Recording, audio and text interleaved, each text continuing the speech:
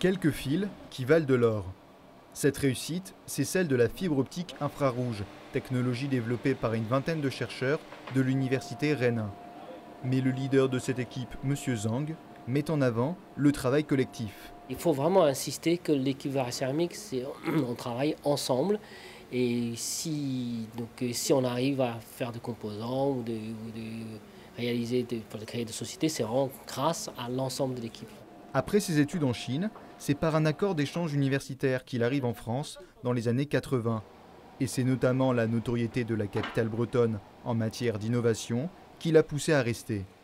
Je me suis spécialisé dans le verre infrarouge parce que quand je suis venu à Rennes, c'était un peu l'époque de développement de fibre optique, de télécommunications par fibre optique, et donc je voulais être spécialisé en fibre optique.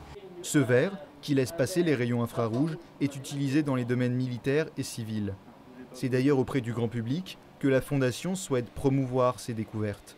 Pour ce faire, elle lance des entreprises comme Umicore ou Diafir, spécialisées dans les analyses biologiques.